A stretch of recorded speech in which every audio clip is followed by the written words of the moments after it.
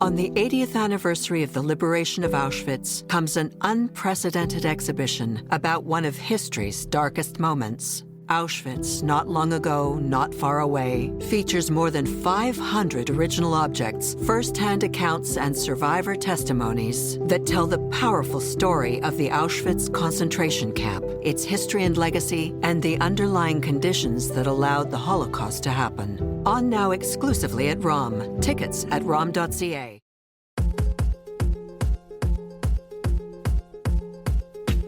Large parts of Canada are aflame. Greta Thunberg and her ship are stopped and given pastrami sandwiches, and the World Zionist Congress elections are underway in Canada.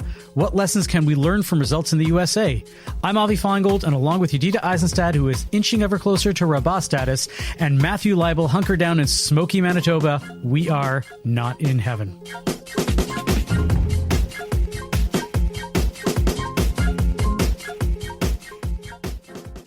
So, wildfires are continuing to rage in Manitoba and Saskatchewan. The smoke continues to drift south to the U.S. and to eastern Canada. Look, we've seen over the past few years, forest fire season has been more and more intense, and the link between that and climate change is pretty much not a hypothetical at this point. I feel like it's not even a question anymore to ask if we feel freaked out about climate change, but how do we relate to it? Do you guys teach about it? Do you bring it up? Matthew, you feel like you're closest to it. What are people saying in central Canada? Yeah. Hey, everybody. Good to see you. Nice to be back together after taking a week off, and belated Chag Sameach for Shavuot. Yeah, I agree with your intro there, Avi. I mean, it's on everybody's mind. I don't know how people are making sense of it. I feel like when I used to read the passages in the Torah where if you don't follow the mitzvot, this will happen, and it was all of this apocalyptic description of kicking us out of the land. I don't think it was forecasting this, but it wasn't not forecasting this. It just seems so on point all these centuries later. But I feel like Mother Nature wins every single fight she has ever been in. And this is what we're getting, if not every year, but multiple times a year. These fights, and Mother Nature is just because that's what I like to call it, because it's a term that everybody can relate to. Some people see it as God, some people see it as whatever, but we cannot win. Floods, tsunamis, fires, the world literally is on fire, and it's kind of our fault. A few weeks ago, I had a bar mitzvah student who did Bahar B'chukotai, and he talked about the Shemitah laws and the Jubilee laws. And for anyone who doesn't know, it's the idea that after every 6 years of working the land in Israel, we give a full year of rest to the land. And the whole idea was the land is not ours. We think the land is ours. We treat the land like it's ours, but the land was a gift. And we have messed this up. And I think everyone thought climate change meant the world was going to melt. The ice caps were going to melt and we were going to be flooded. But it's not just that. It's all of these things. And it's totally freaky, totally freaky. And it's we could have seen it coming too. Matthew, you brought up the sources, right? What does the Torah say about, climate change and all that? And I find that they're not in a bad way, but they're the most used sources out there now. I guess I get the sense that, shulls and organizations have this lip service towards, environmentalism. We're going to use compostable cups at Kiddush, and we're going to, try to make sure that the lights are on, timers and our smart LEDs and whatnot. But there's no real fire, so to speak, in people's hearts about making sure that the world is around for our kids. Does that track with you guys? That's true.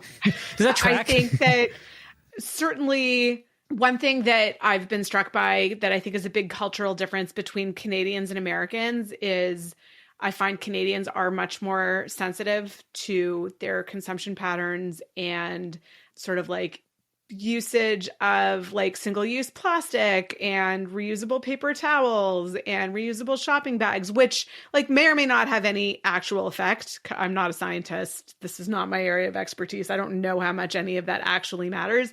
But I just find here in the States, culturally, people are far less sensitive to drawing huge stereotypes here. Just more this is the thing that's convenient for me. I'm going to go ahead and do it because it's convenient and it's cheap and it doesn't matter I think Canadians just like were educated differently towards more stewardship of the earth, even as it's going to happen to all of us. I could not agree more. Like the complete, exactly what you're saying, that pattern exists within the Jewish community and in a larger community, as well. And it's kind of frightening.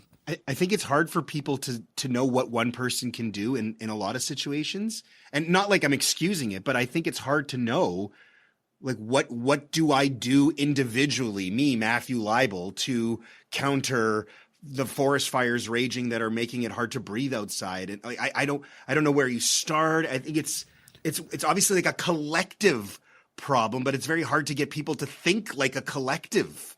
So I think there's a couple things. One, systemic change in legislation from the top, as inconvenient as it would be, is really what will ultimately make the difference. And we're just waiting too long, and eventually it'll happen, hopefully before it's too late. Clearly, we cannot trust our governments to make the change that's necessary and lead, because I think it's pretty clear that that's been a giant failure. But I do think that there's an onus on all of us as citizens of the earth and also as Jews, right? Like, lo alecha hamlecha ligmor, right? It's not on us to finish the work, but we have to start it. Each of us has to take responsibility for our own consumption patterns and do what we can do. And the argument that my behavior isn't going to make a difference, I think we have to stop saying that, because if all of us change our behavioral patterns, it's got to make some kind of difference. Here's my hot take. I actually think you're wrong. Much as which part? I don't think it's going to make a difference. I think that if everybody totally, completely changed their patterns of behavior, you're talking really probably maybe 10 to 15% of change. And that's everybody did everything perfectly right, so to speak. I think it's all on corporate shoulders. There is so much that is happening. What factories are doing, what concrete is doing, what cars are doing. And cars might be the only thing that if as a society we change, we start thinking in a different way. What the rest of the world is doing in terms of burning coal, all of that has nothing to do. There's really nothing that we can do as individuals. I don't think that doesn't mean we shouldn't go ahead and still do some of the stuff that we think is important. But I think at the end of the day, there is so little that anything that we do, however good we are, is going to actually make any difference. Well, that is dispiriting. Today's uplifting message brought to you by Avi Feingold. Well, and we haven't even started talking about AI yet. Speaking of one person who does think that they can actually make a big difference in the world. Yes. On Monday, Israel intercepted a civilian ship called the Madeleine with 12 people, including Greta Thunberg, noted climate activist. The ship was claiming to carry aid to Gaza and was a signal that they were not going to stop trying to help despite whatever danger they felt they were in. This is a performance. This is clearly them showing that they can be activists. Israel's response, I think, looked very good to Israel and looked very, very bad to the rest of the world. What do you think Israel could have done in response to what this specific small ship that might have actually made a difference in the minds of the average person reading the news? Well, one, I think Israel maybe has thrown their hands up and isn't really playing the PR game anymore, just isn't even communicating much. So I'm not even sure the extent to which that was a consideration, even if we would probably all agree that Israel should be thinking about that more. I don't know. I think Israel's response played directly into their hands. I think it was totally predictable. Everybody played their part. I am not a chess player, but I probably could have gamed that out. And the whole thing was untenable in the first place, right? The activists on the Madeleine also knew that this was exactly what was going to happen. So they pre-recorded videos and had them uploaded and ready to go when Israel intercepted them. So I mean, I think the greatest PR move that Israel did was handing Greta Thunberg a pastrami sandwich in a challah roll and getting a picture of that for everybody to meme. I thought that was kind of fun, a little on the nose. But yeah, Matthew, do you think there's any potential for activists to actually make a difference and change the narrative of what's happening? Yeah, for sure. For sure. But it's all about the way. I mean, so what does that look like? I think Greta needs to stick to climate change. They said they were going to go on this boat. And Israel said, if you go on this boat, we're not going to let you in. We're not letting anybody in. We haven't let anybody in for 18 years. What do they expect? The whole thing is activism can only count if it's actually meaningful. If it's more than just the performance. I get that you have to perform a little bit to draw attention, that it's about, trying to shine a spotlight on you, and then you can kind of like shift the spotlight to something else. But that's not what's going on here. This is a spotlight that's just on her, just on them. They weren't ever trying to actually deliver any aid. If they were, they would go about it in a different way. They would go about it in they would actually try and deliver aid. They wouldn't do something that was going to fail 100% of the time. I mean, you have to be a little bit reasonable what you're trying to do here. This whole thing. And then I find it very gross for them to say that they were kidnapped. It's not, you were not kidnapped. The hostages who are still in tunnels, they were kidnapped. Let's focus on getting those people back. Those people come back, this war ends. This is what I believe. So, don't start telling me you were kidnapped by the forces who literally said they would intercept your boat and have 100% success rate of doing this. You have to be more reasonable in your activism. It has to have real meaning other than just look at me, look at me, look at me, and look at what I'm talking about, as if that was enough. It's not, Greta. Climate change was your thing. Go back. The calling it kidnapping was just so lacking in any understanding of the situation, and oblivious and tone deaf. But I think the question of various kinds of activism, and I want to be clear, I'm not lumping Greta in with the DC shooting or the Boulder attack, but the question of what actions will actually help the Palestinians doesn't seem to be a question that these so-called activists are asking themselves in the midst of all this. And it's just kind of really, you think this is going to help the situation? Yeah. That's such a good point. Yeah. That's such a good point. Nothing is improving this situation that they seem to be claiming to. They're deflecting from what's going on by saying they've been kidnapped. Oh, it's awful. It's just awful. It really bothers me, in case you can't tell. Let's move on to our main topic, Israel and the World Zionist Organization elections, right after we hear from a sponsor.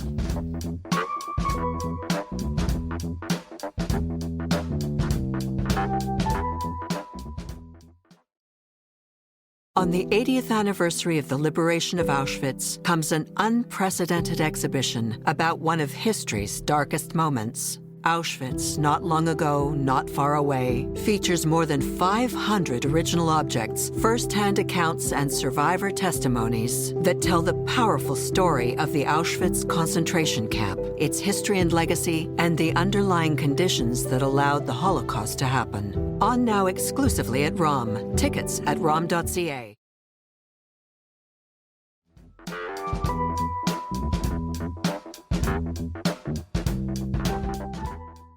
Okay, so there was an election for the World Zionist Congress that just ended, and the results were released this week for America. I feel I was confused until I had to get myself ramped up on the basics, and I feel like a lot of our listeners might be. So bear with me for a second, and let's get the basics out of the way so that we know exactly what's going on. This coming October is going to be the 39th Zionist Congress. It's the same one that Herzl convened in 1897, just 39 episodes later.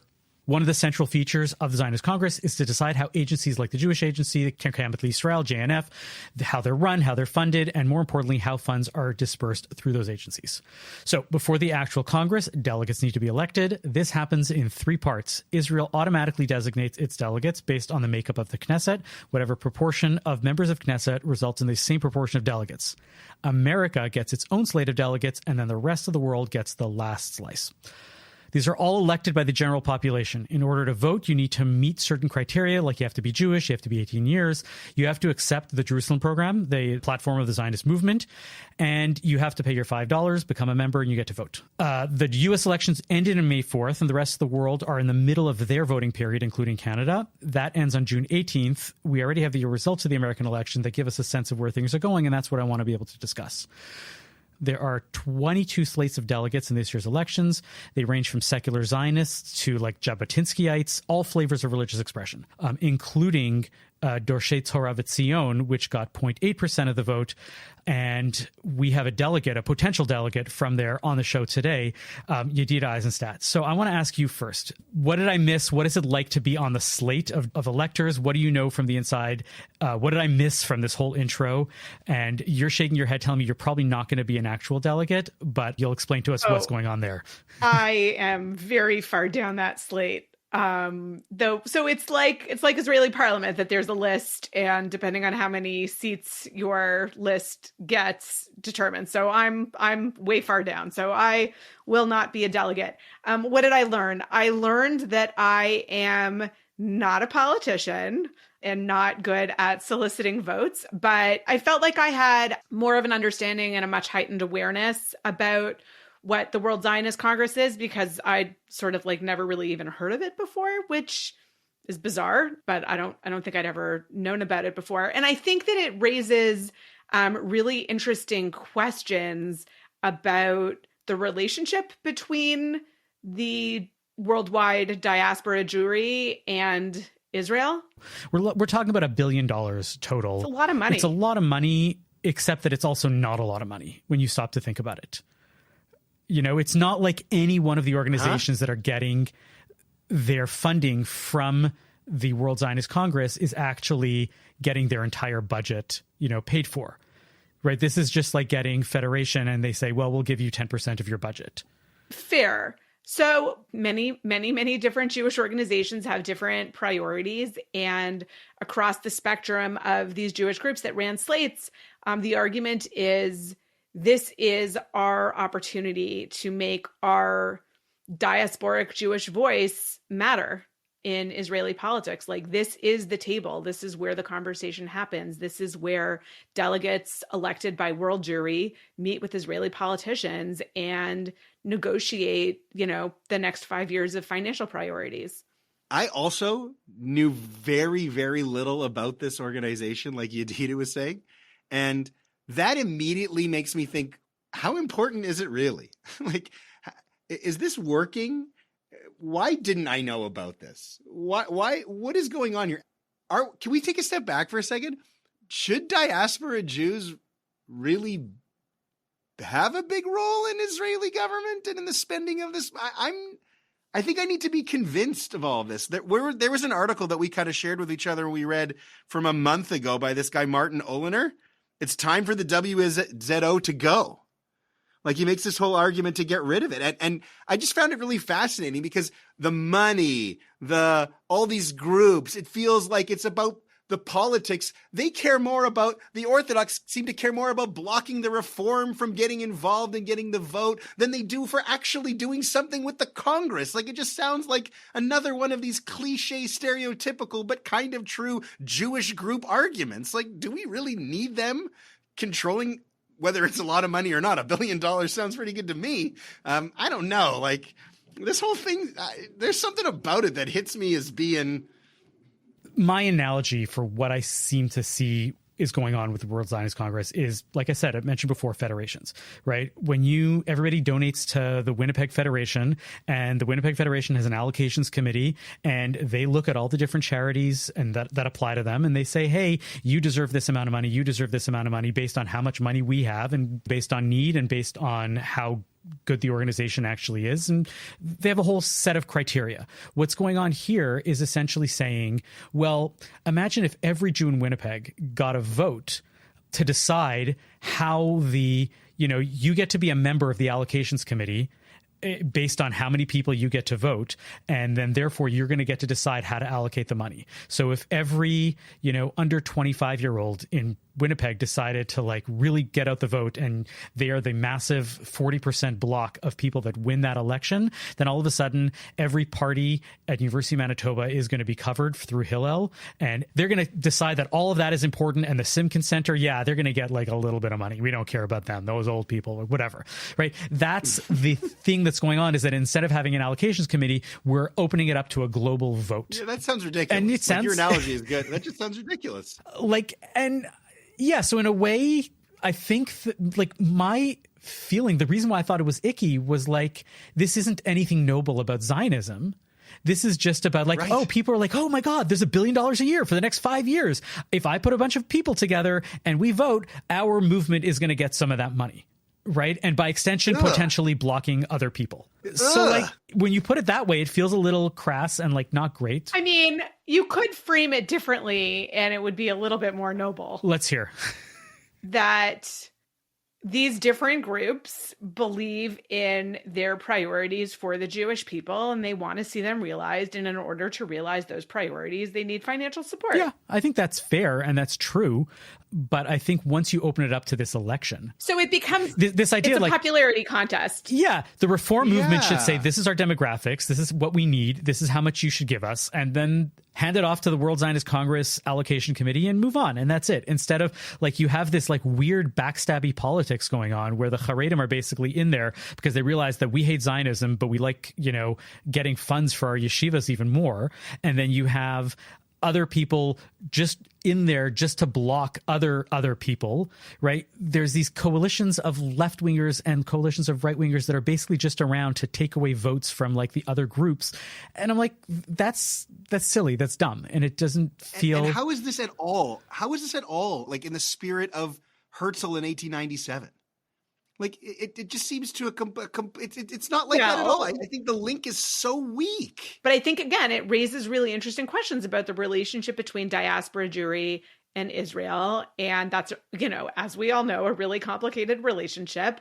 And Israelis don't want their priorities dictated to them by people who don't live there, and I think that that's valid. At the same time, our perspectives and our experiences and our ability to walk down the street are affected also by Israel's actions. So there is this relationship. And, as much as Israel and Jews are different, there is some overlap and everybody knows that. And it's still, folly to deny that. And we need to be in conversation with our Israeli brethren. And, it's complicated. They got to do what they got to do. And we are, comfortable or uncomfortable with it. But also like, who am I? My kids don't serve. But you're so right, though. Like the biggest threat to Jews in the diaspora right now, it seems to be a connection to Israel. Like I don't know that that's really argued right now. Anti-Semitism is going up. It's all connected to Israel. And so, but that's not. It doesn't feel like that's what this Congress is doing. But like, on the flip, trying to improve like Zionism worldwide. On the flip side, I'm safer, I think, as a Jew also because the state of Israel exists. Yeah, like as a place to go if you needed to. Correct. Yeah, correct. But yes, okay, for sure, both sides. But I'm just saying that, like, if the MO of this Congress was to educate and strengthen what Zionism is worldwide, sign me up. I'm down. Zionism's under that would be your party number 3 in 5 years, right? Like that, there are people who are advocating for that and want to make that a priority. And funds have been allocated to that in the past. But shouldn't that be the whole Congress? Yeah, I think what Matthew is saying is that it's not about the funds. Let's have a Congress and talk about the state of Zionism now. But my priorities are the right one. Yeah. Look, we had Daniel Hartman on the podcast a while ago on Bon Jour Chai, and we were asking him about like how the relationship between diaspora Jews and Israel and what goes on in Israel. And he's like, this is the opposite of what's going on here, where diaspora Jews get to vote with their wallets and say, if we don't like what's going on in Israel, we're not going to donate anymore. And we're not going to donate to these organizations, or we're not going to donate to those organizations, because those are the ones that are not doing the things that we want to see happen in Israel.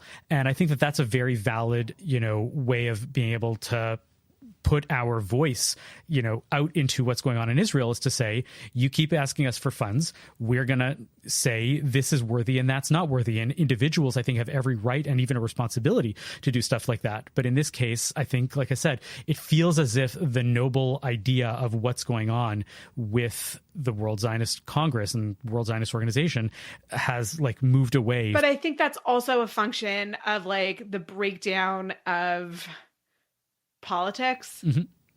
And like, I don't know when that started, and maybe I'm naive and like to think that 100 years ago, different political parties could, get together and make happen the things that they agreed on. But we are definitely not living in that political moment anymore, I think, anywhere.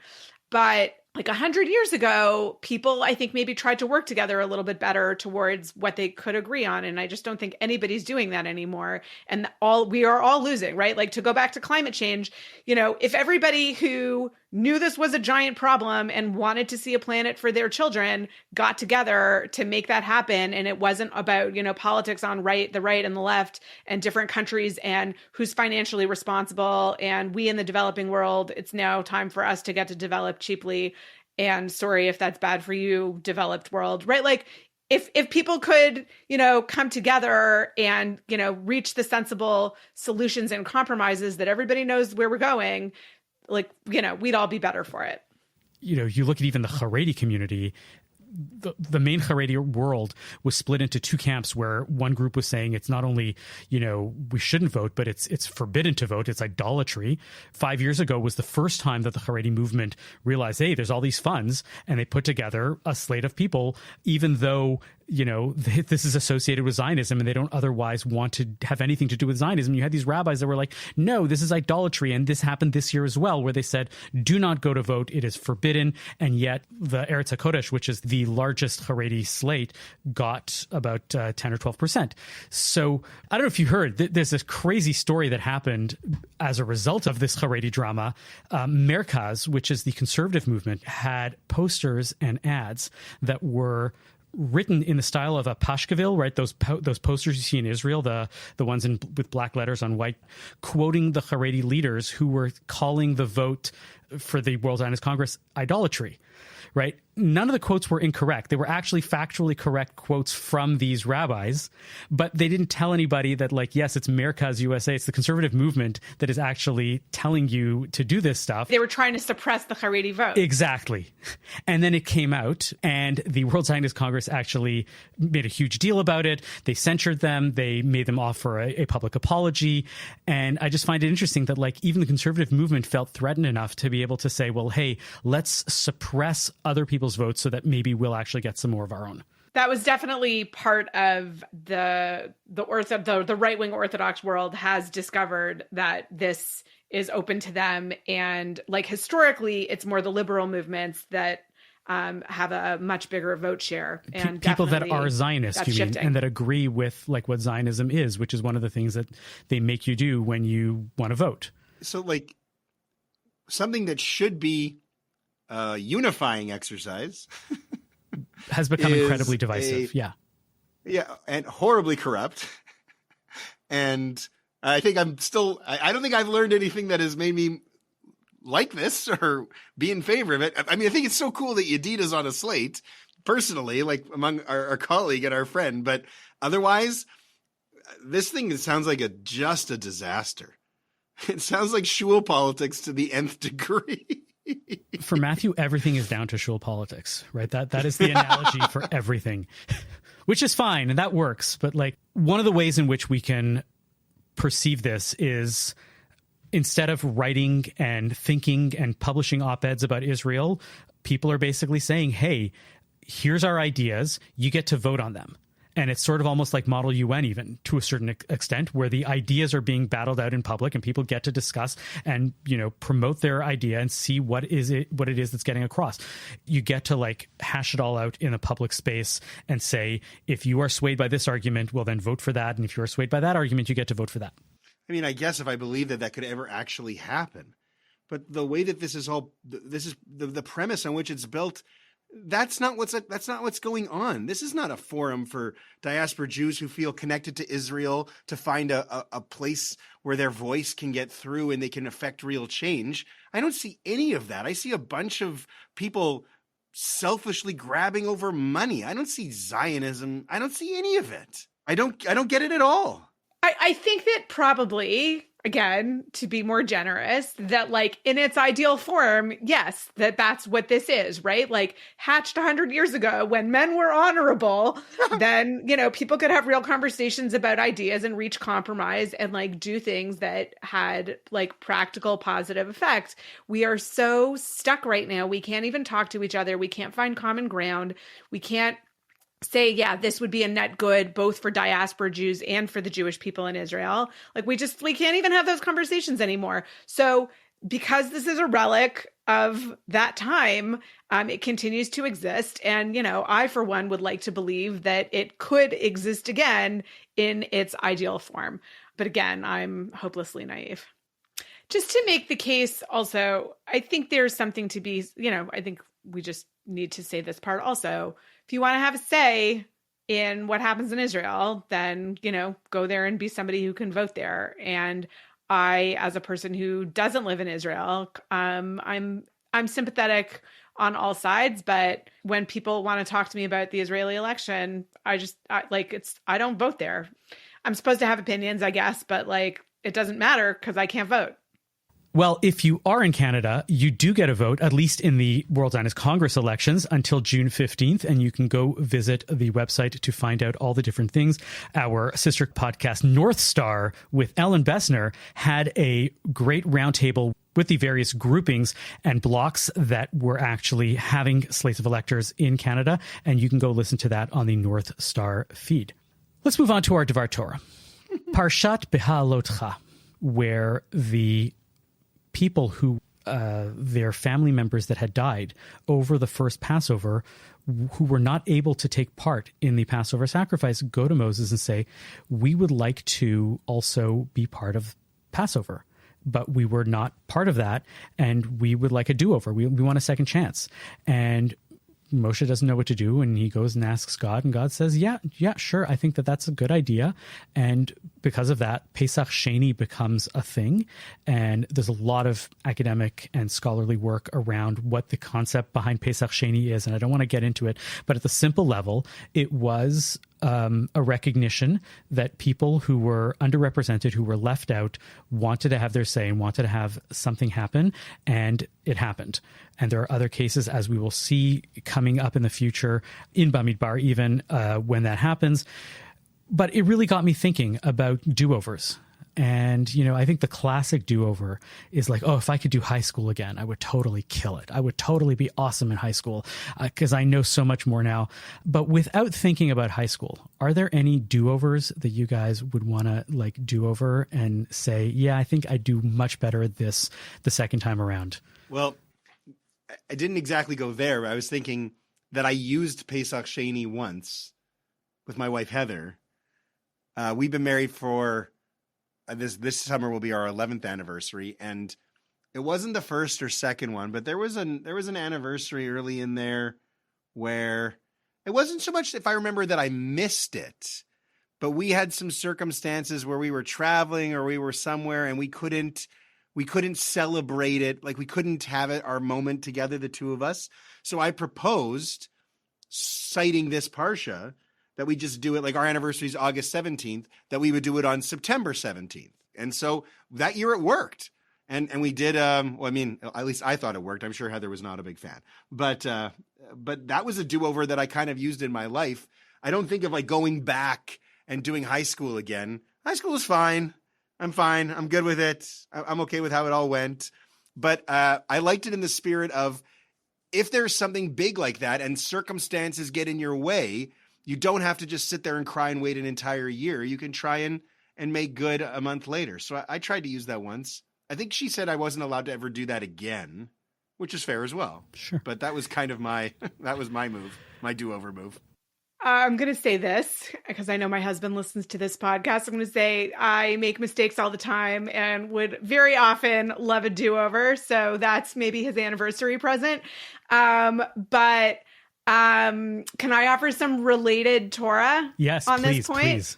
Okay, so this Pesach Sheni business, right? Moshe has to go back and ask the question of Hashem, is Pesach Sheni allowed? Can I give these people a do-over? So there's sort of 4 places where the Torah talks about Moshe having to go ask Hashem what the ruling should be. So another one of those cases is with the blasphemer who we read about a few weeks ago in Parshat Emor. And the case is that the blasphemer has cursed God, or there's a great article on thetorah.com that explains that his real offense was that he actually tried to kill God, because in the ancient world, people like gods could die, but our God is different than that. So it's also maybe his misunderstanding on that front. Anyway, they lock him up and they don't know what to do with him. And they go and ask God what they're supposed to do with him. I would like to suggest that they got this case all wrong and there's something we can learn from that. The Midrash tells us, based on those verses, that the guy who becomes the blasphemer, who the Torah never actually names, had a pretty tough life. The rabbis say some pretty terrible things about his mother, that she was very promiscuous. His father was an Egyptian, and not just any Egyptian. It was the Egyptian that Moses killed. And that the reason why he's so upset is that he's been to court, probably Moshe's court, making the case about why he should be allowed to pitch his tent amidst the tribe of Dan. And they won't let him pitch his tent there. They don't want him there. Why don't they want him there? He's a convert. They don't want somebody who's different. His mother was a promiscuous woman. His father was Egyptian. They don't want him there. Because the Torah also says that people would encamp according to their father's tribe. This guy's father didn't have a tribe.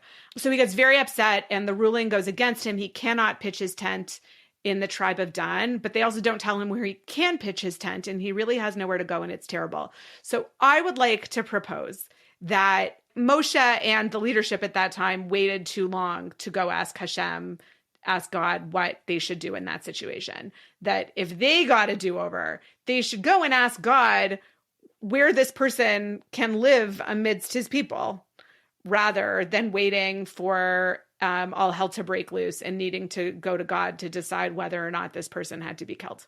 So I propose that do-over in the Torah's narrative. I like that. There's an interesting thing about that where Bamidbar, by the way, is like by far my best book. It's the best book of the Torah, and we can discuss that another time. But that's a fair argument, actually. I would counter it, but that's a fair argument. Let's wait. Let's hold off on that one. But Korach, if you look at Korach, the story with Korach, it's going to come up in a few weeks again. Korach is a Levite who rebels and ends up paying the price for it. But one of the things that it says about Korach is he goes with his whole group and 200 people from the tribe of Reuven. And people are like, why? What would these 200 people from the tribe of Reuven do? And Reuven is the tribe that actually camps right immediately next to Korach. And I was like, you see, this is what happens when you have bad neighbors. You end up actually being influenced by them. And so you have this immediate group of people that are probably right next to Korach that are like, oh, yeah, that's interesting. I'm going to go with that. And then the flip side of that is that the tribe that is next to Moshe and Aaron and his family is the tribe of Judah. And they're the ones that end up with leadership and with wisdom and, and all of the stuff that comes along with that. And so I think that neighborliness is important. And the tribe of Dan that kicks him out actually doesn't recognize that and says, hey, we don't care. It's the first example of NIMBYism, and that's a big problem in the group. I didn't get to my do-over yet. Of course, all of our do-overs are going to end up being relationship-based. When I was living in Connecticut and I was dating a few different women in the Upper West Side of Manhattan, and if you've ever dated somebody, humble brag. No, trust me, not at all. The opposite. If you've ever dated somebody in the Upper West Side of Manhattan, apparently this is a thing that they're interested. Like, if they're interested in dating you, that's great, but they're not going to travel to come see you. They're like, there's a million people in the Upper West Side. I don't have to. I'm like, it's an hour away. And this had happened to me several times where I'd go out on a date with somebody and things were great.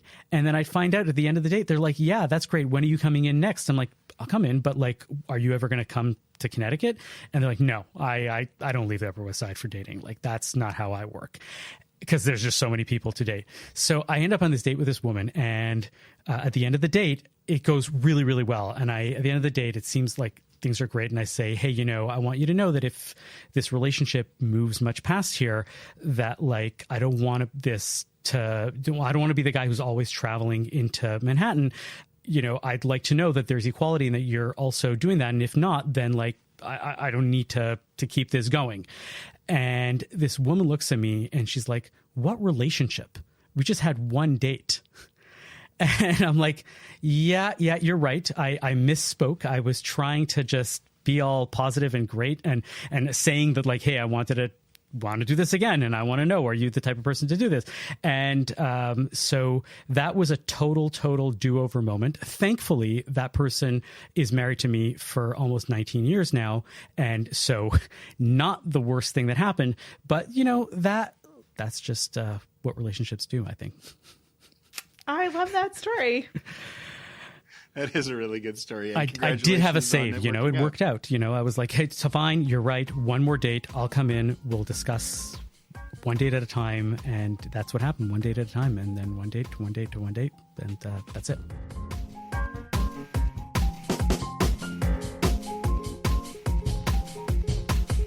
Thank you for listening to Not in Heaven this week. Our producer and editor is Zachary Kaufman. Michael Freeman is the executive producer. To catch every episode, subscribe wherever you get your podcasts. If you'd like to support our show, consider making a donation to the CJN at thecjn.ca/donate.